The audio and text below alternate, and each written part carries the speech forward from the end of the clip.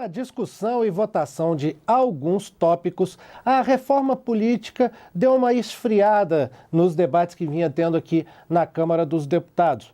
Apesar disso, alguns assuntos continuam se movimentando nos bastidores. O deputado Luiz Carlos Rauli, do PSDB do Paraná, um veterano na defesa do parlamentarismo dentro do Congresso Nacional, está agora envolvido com uma frente parlamentar mista que foi criada para discutir o presidencialismo participativo. Deputado Rauli, isso é um novo termo, é um neologismo, um novo conceito surgindo aí. O que é isso? Olha, com muito prazer.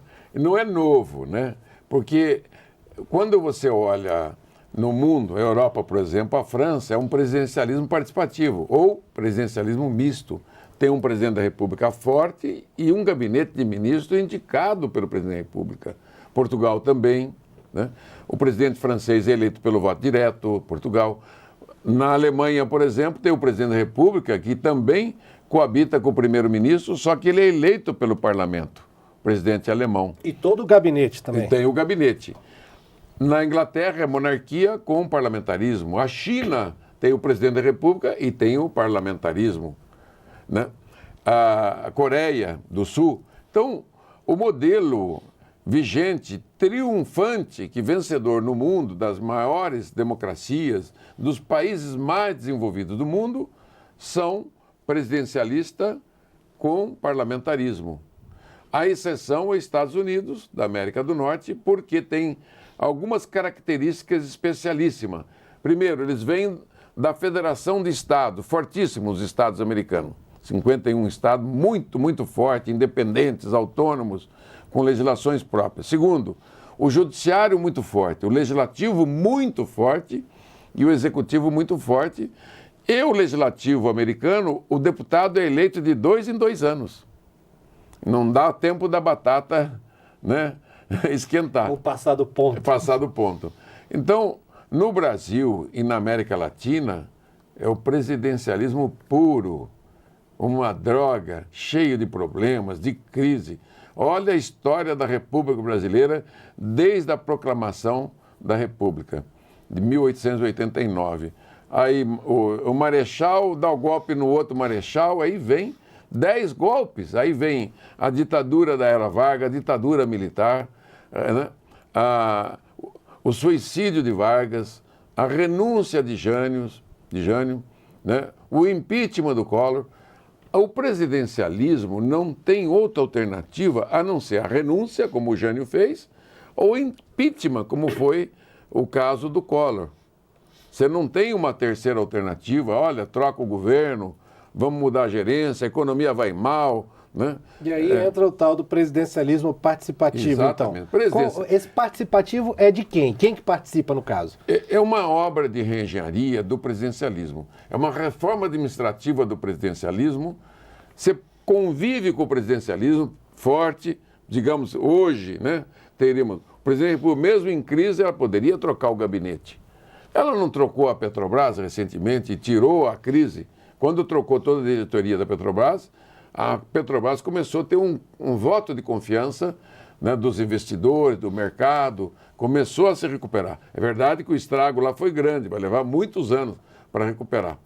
Você trocando o gabinete de ministro, se fosse presidencialismo com parlamentarismo, a crise política que vive hoje seria espancada. Mas o Brasil tem crise política, tem uma crise, né, moral, ética, né, e uma crise econômica seríssima. Institucional, né? Institucional. Também. Então, o que você teria nessa nova modelagem tivesse o presidencialismo participativo? Porque, claro, participa quem? O parlamento, que representa o conjunto do povo brasileiro. Então a ideia seria o parlamento indicar os ministros, todos os ministérios? Quem indica o primeiro-ministro, o gabinete, é o presidente da República. E o primeiro-ministro monta a sua maioria no parlamento e indica os ministros. Mas em que isso difere, então, do parlamentarismo puro e simples, assim? Difere porque você tem a figura do presidente da República que pode dissolver o parlamento a qualquer hora. É a figura, chefe de Estado, chefe político da nação, né?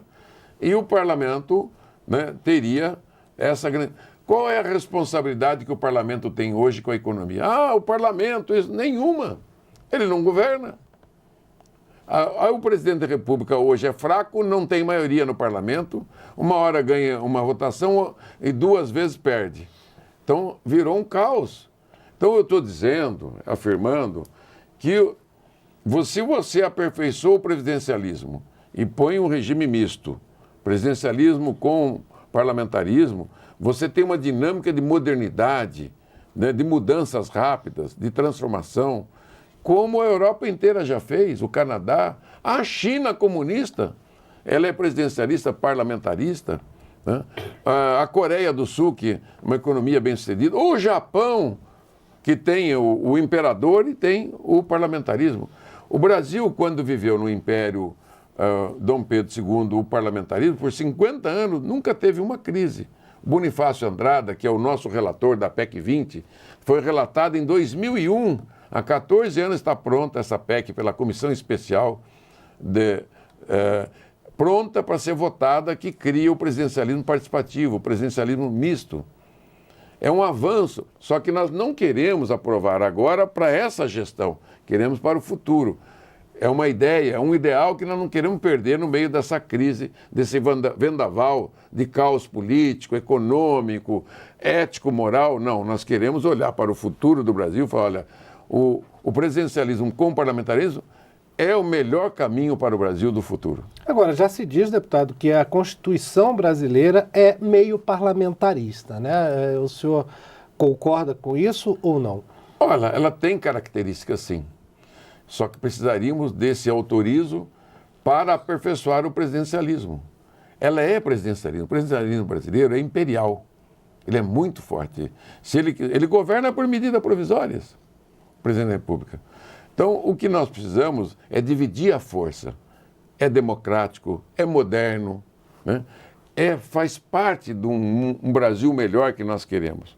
Nós estamos discutindo agora a reforma tributária. Tem uma comissão especial da qual eu faço parte, que quer enxugar o sistema tributário. Estamos discutindo agora na Câmara o Pacto Federativo, eu faço parte.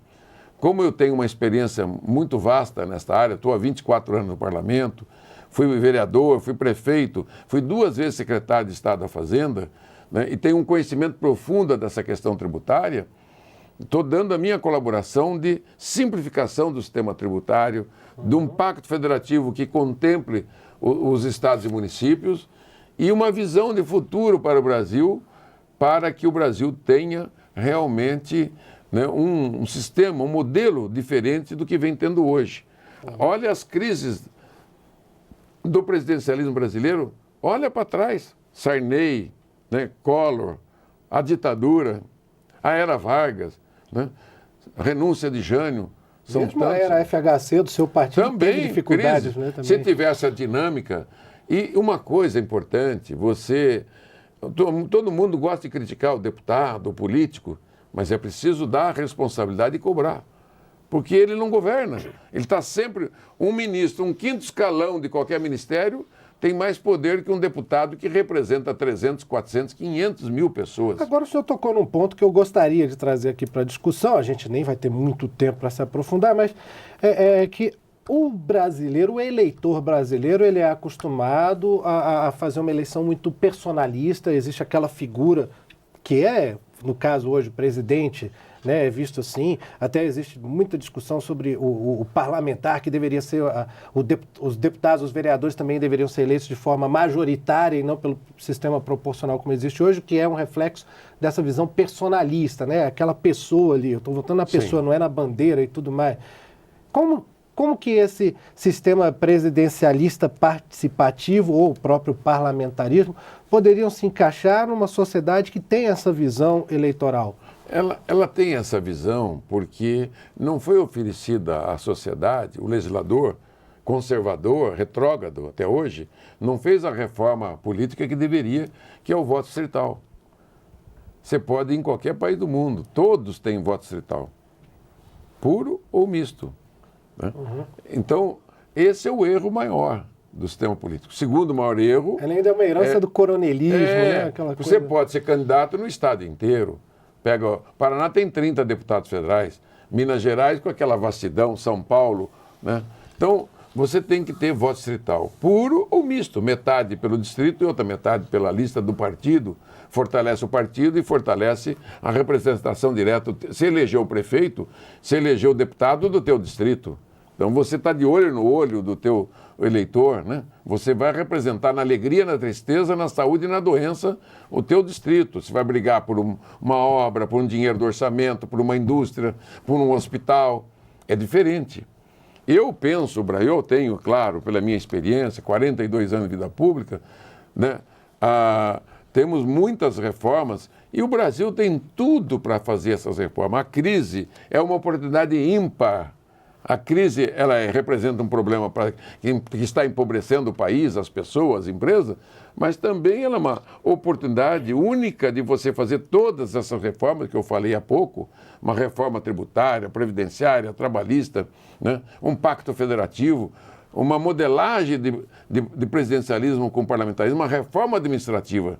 Vamos dividir o poder do presidente da República, que está muito. Olha lá, coitada da presidente Dilma, ela já nem lembra das coisas.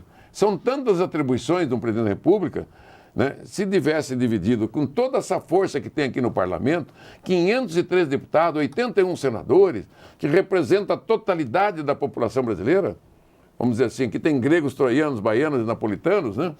Nós poderíamos ter, com o mesmo custo para o país, uma eficiência muito melhor de modernidade e de transformação. Basta querer. Eu entendo que esse querer está aqui dentro desta casa, do Congresso Nacional. Olhar, tem que se impor, tem que ter força, tem que ser respeitado para não ser achincalhado como é hoje. É verdade, deputado, é uma questão até de reforçar as instituições, né? Bom, esse debate, pelo visto, vai longe, infelizmente o nosso tempo não é suficiente. Mas está começando e agradeço a oportunidade. A gente vai voltar nesse assunto que nós temos aqui. Eu gostaria do Bonifácio Andrade ser entrevistado para falar da beleza do presidencialismo participativo. É uma sugestão, vamos trazer ele sim, viu, deputado? Muito obrigado, deputado Luiz Carlos Raul, PSDB do Paraná. Boa sorte, então, nessa frente parlamentar. E obrigado a você que nos acompanhou nessa edição do Palavra Aberta. Se você quiser assistir edições anteriores do programa, nosso endereço na internet é câmara.leg.br/palavra aberta. Eu sou Fabrício Rocha. Um grande abraço, a gente se fala, a gente se vê. Tchau.